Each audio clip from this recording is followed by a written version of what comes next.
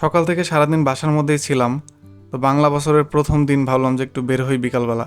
তো এই মানি ব্যাগটা নিলাম, যদিও এটা কোনো কাজে লাগে না আমার বোন সাথে থাকলে, তারপরেও ফর্মালিটির জন্য নিলাম। তো প্রতি বছর কিন্তু ফরিদপুরে এই যে কোর্টপাড়ে বৈশাখী মেলা হয়, বাট এইবার দেখলাম একদমই ফাঁকা।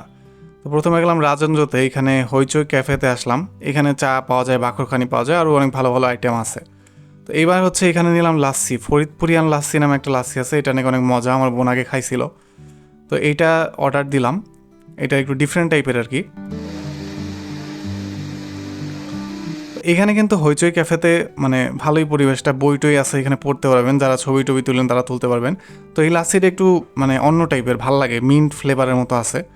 তো এখান থেকে এটা খায় রাজেন্দ্র কলেজে একটু হাঁটাহাঁটি করলাম। এই কলেজে আমি ইন্টারমিডিয়েটে পড়ালেখা করছিলাম, মাঝে মাঝে আমার ফ্রেন্ডের সাথে এখানে আসা হয়। তো এরপরে বাজারে গেলাম, বাজারে এখানে আসার পরে কফি চেম্বারে ভাবছিলাম মিট বক্স খাবো, বাট এখানে আসলে অনেক মানে পেন্ডিং অর্ডার ছিল, এর জন্য খুব সময় লাগতো। তাই এখান থেকে বের হয়ে হচ্ছে বিসমিল্লা বেকারিতে গেলাম। এখানের শর্মাটা ভালো। এখানে আসার পর হচ্ছে বিসমিল্লা বেকারি থেকে একটা শর্মা আর একটা মিট লোফ নিলাম, এরকম টাইপের নাম ছিল, যাই হোক। তো এই শর্মাটা আসলে খুবই ভালো, আমার কাছে খুব ভালো লাগে। আগেও মেবি একবার খাইছিলাম, মনে নেই।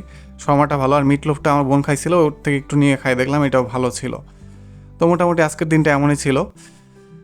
বছরের প্রথম দিনটা ভালো গেল। আশা করতেছি যে সবার ভালো কাটুক।